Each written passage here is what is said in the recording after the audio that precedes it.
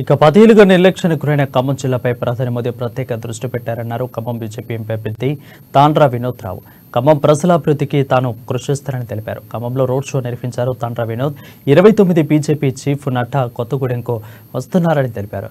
యావత్ దేశం అభివృద్ధి పదంలో దూసుకుపోతుంటే సరైన ఎంపీ లేక ఖమ్మం వెనుకబడిపోయిందని అన్నారు. తనకు అవకాశం ఇస్తే ప్రధాని మోదీ ఆశీర్వాదంతోనే ఖమ్మంను అభివృద్ధి చేస్తానని హామీ ఇచ్చారు తాండ్రా వినోద్.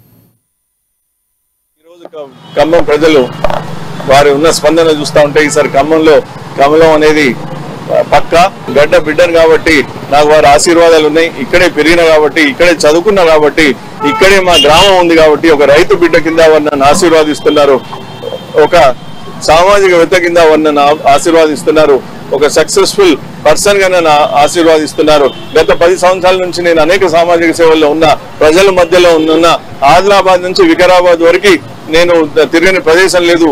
వారికి ట్రైబల్ డెవలప్మెంట్ లో, ఉమెన్ ఎంపవర్మెంట్ లో, స్లమ్ ఎడ్యుకేషన్ లో, ఆర్గానిక్ సేంద్రీయ వ్యవసాయంలో అన్ని రంగాలలో గత 10 ఏళ్ల నుంచి పరిపూర్ణంగా నేను తిరుగుతూ ఇక్కడ ఈ మా ఊరు సమస్యలు కానీ, మాది ఇక్కడ మారుమూల గ్రామమైన తిమ్మంపేట, అది ములకల్పల్లి మండలం, అక్కడ గిరిజనుల సోదరులు ఎక్కువ ఉంటారు. ఇక్కడ ఈ రోజు ఎంఆర్పిఎస్ సోదరులు వెంటనే ఉన్నారు అంటే వారికి నరేంద్ర మోడీ గారి మీద ఉన్న నమ్మకం. ఏదైతే 30 సంవత్సరాల నుంచి అది సాల్వ్ కాలేదో ఈసారి సాల్వ్ అవుతుందని నమ్మకం. ఈసారి ప్రజలందరూ దీవిస్తున్నారు. మోడీ గారిని నన్ను దీవిస్తే మోడీ గారిని దీవించినట్టు వారు భావించి నన్ను గెలిపిస్తున్నారు. ఇది మే 13 మీకు రుజువు అవుతుంది. ఈ రోజు ఖమ్మం ప్రజలు వారి ఉన్న స్పందన చూస్తూ ఉంటే ఈసారి ఖమ్మంలో